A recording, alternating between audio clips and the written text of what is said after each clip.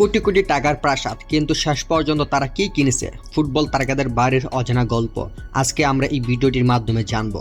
আপনি কি কখনো ভেবেছেন এমন একজন মানুষের জীবনে যার টাকার কোনো অভাব নেই, সে শেষ পর্যন্ত টাকা দিয়ে কি কেনে? দামি গাড়ি, বিলাসবহুল বাড়ি কিংবা ব্যক্তিগত জেট, এসব তো অনেকেই জানেন, কিন্তু অবাক করার বিষয় হলো বিশ্বের অনেক ফুটবল সুপারস্টার শেষ পর্যন্ত টাকা খরচ করেছেন এমন কিছু জিনিসের পেছনে যা অর্থ দিয়ে মাপা যায় না। নীরবতা, নিরাপত্তা, ব্যক্তিগত সময় আর পরিবারের স্বস্তি।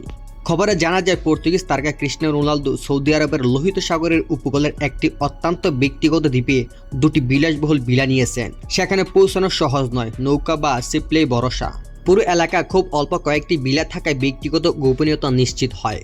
অন্যদিকে লিওনেল মেসিকে ঘিরেও বহু বছর ধরে একটি চমকপ্রদ দাবি ঘুরে বেড়াচ্ছে। বিভিন্ন প্রতিবেদনে বলা হয় বাড়ির আশেপাশের শব্দে বিরক্ত হয়ে তিনি নাকি পাশের কয়েকটি সম্পত্তি কিনে ফেলেছিলেন, যাতে পরিবার নিয়ে শান্তিতে থাকতে পারেন।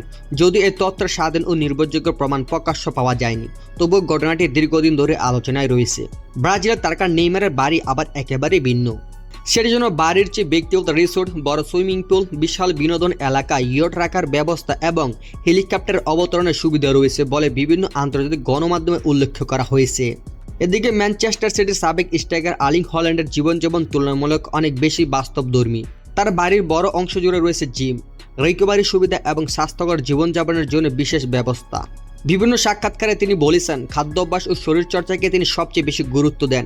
ফরাসি তারকা কিলিয়ান এমবাপ্পের বিলাসিতা ও অন্যরকম। প্যারিসের তার অ্যাপার্টমেন্টের অন্যতম আকর্ষণ হল জানালা খুলে আইফেল টাওয়ারের মনোমুগ্ধকর দৃশ্য। অনেকের কাছে সেটি হয়তো কোটি টাকার সবচেয়ে মূল্যবান অংশ।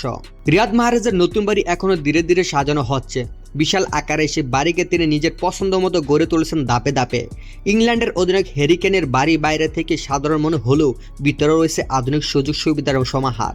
অন্যদিকে সাদিও মানের বাড়িতে সবচেয়ে বেশি গুরুত্ব দেওয়া হয়েছে ফিটনেস, পুনর্বাসন এবং প্রার্থনার জন্য আলাদা জায়গাকে, যা তার ব্যক্তিত্বের সঙ্গে মানানসই।